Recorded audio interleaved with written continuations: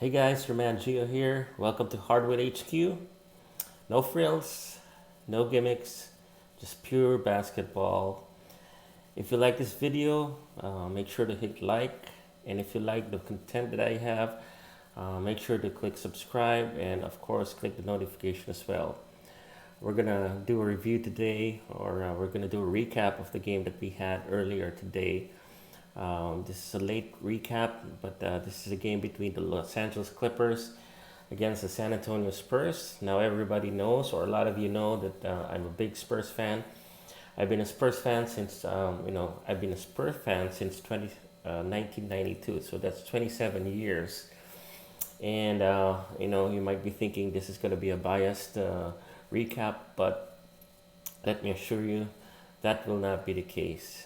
I might be actually more harsh with my review or my assessment with the Spurs. So let's get into it.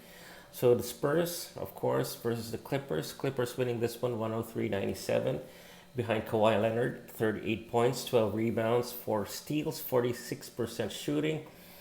And of course, Spurs were led by DeMar DeRozan, 29 points, 7 rebounds, 2 assists on 61% shooting. That might sound a little bit impressive, but I'm not really pleased with that, not really impressed with that, and I'm going to get into those details a little bit later. But some general thoughts on this game. Of course, it's an early game, early season game, so it's feeding out each other game. Both teams coming back, coming off. The Clippers coming off with a back-to-back games. They played last night against the Utah Jazz, and they played this one against the Spurs. They lost the game against the Jazz without Kawhi Leonard. They rested Kawhi. And of course, they're not playing with Paul George yet. And the Spurs, this is the first leg of their back-to-back. Tomorrow, they're going to play the Golden State Warriors. So actually, both teams, it's an early season game, and it won't affect the standings or any seedings in the playoffs yet. And this is again, as I shared in my previous video, it's early in the season, so both coaches and both teams trying to feed each other out.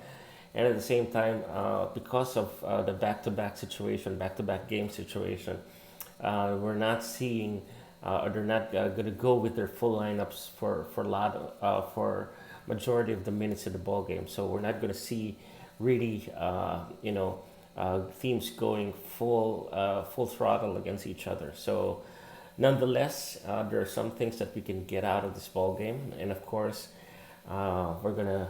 The conclusion simply is this: the Clippers are the better team than the Spurs. Again, I'm a Spurs fan, but I'm honest to say, and I'm not. I'm objective enough to say that the Spurs are a good team. They're a playoff team, but they're not in the league of the Clippers, and that's saying a lot because Paul George isn't even playing yet. But the Spurs something has to change if they're gonna go into that just a very good team to a really title contender team. I'm going to explain later, but I want to talk about the Clippers first, and really impressed with Kawhi Leonard again. He's definitely a superstar. Talked about that in my last video. He's better than LeBron in any part of the game, rebounding, scoring, shooting, playmaking, imposing his will on the ball game, especially in the clutch, defense, you name it. He's a better player right now, and he just showed that he was simply, it was almost like he was just playing around with the Spurs. The way that he controlled the ball game, the way that he was able to get any shot that he wanted, whether that was in the mid range, whether that was in the 3 point area, whether he was going to get a foul so that he could go into the line. And what's scary is this.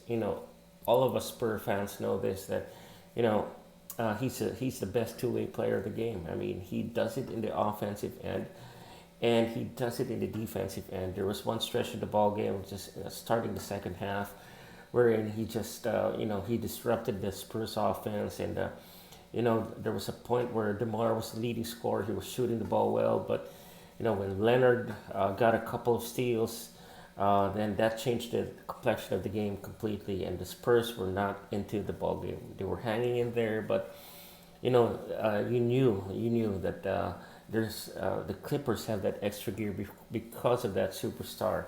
that they have in Kawhi Leonard. So, and it's a bittersweet experience watching Kawhi because, you know, bitter in a sense that, as a Spur fan, this guy, he's killing us, but at the same time, we know he should have been or he should be wearing the Spurs uniform, but that's over.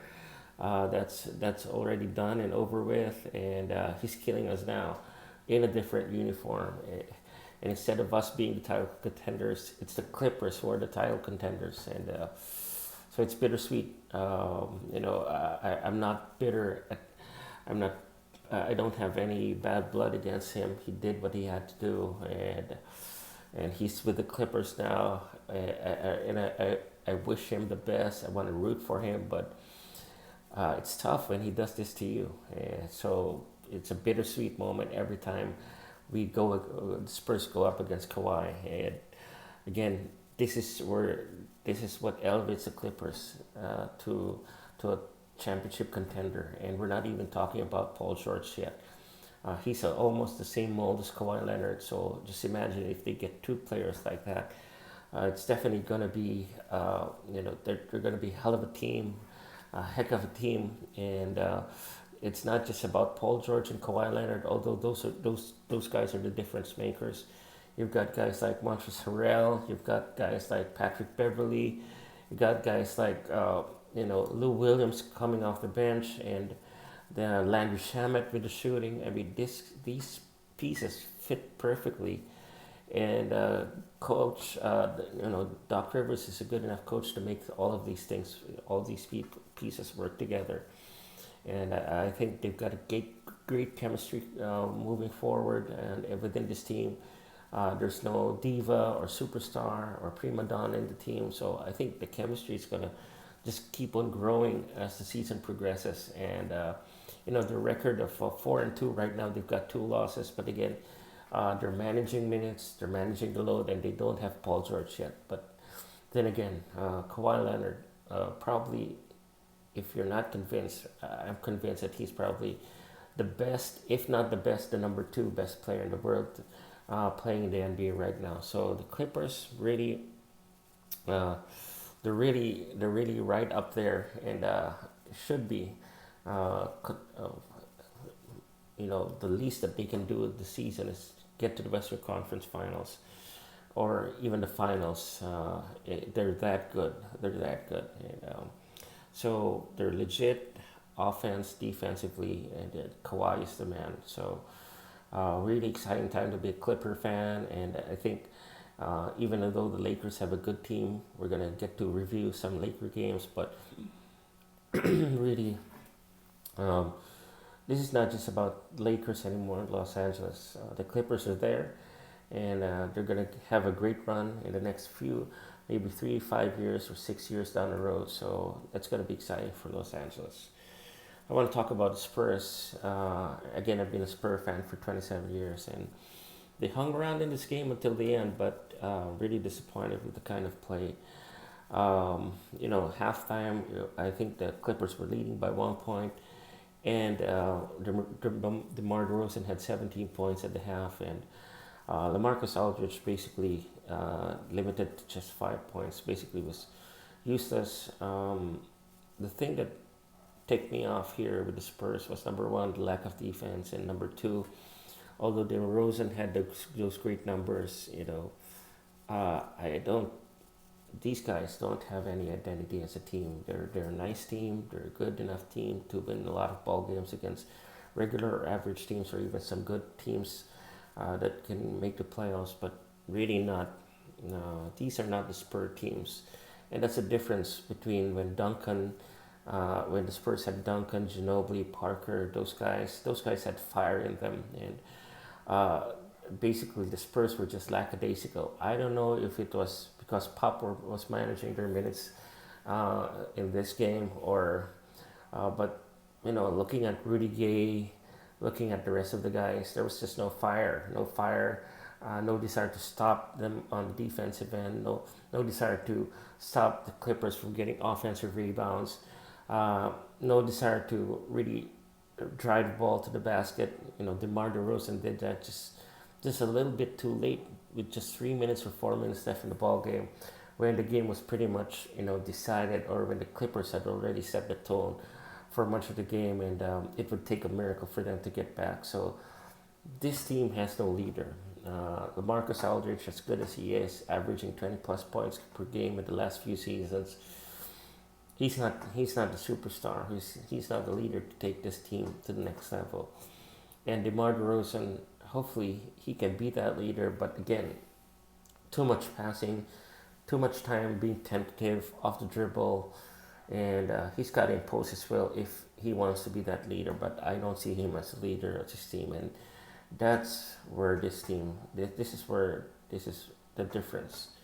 Pop is the leader on the bench, but somebody's got to leave them on the court. And there's no more Parker, there's no more Ginobili, there's no more Duncan to do that.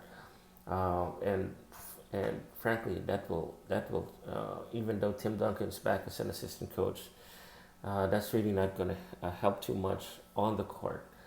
Hopefully, I can see some leadership and some fire with DeJounte Murray, but he's a young gun, 23 years old, and I see the fire and passion, and really, you know, he hates to lose, and I saw that when they couldn't break into the lead, or where they couldn't cut into the lead, and Kawhi was just dominating, and he wanted to come back, but he's not there yet in terms of the talent level. He's good, but he couldn't.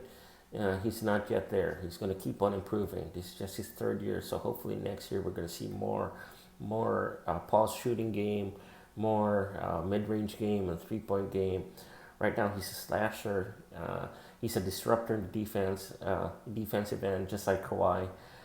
He had 4 steals, and that brought some energy, and that's what's missing in these Spurs: the energy, that desire, that passion, that leadership, to just say, yeah, this is the first hand of a back-to-back game. But Tim Duncan wouldn't have any of that kind of effort if he was playing, or Manu Ginobili wouldn't have that kind of effort. And I'm just disappointed with what I saw with Rudy Gay, with the rest of the guys.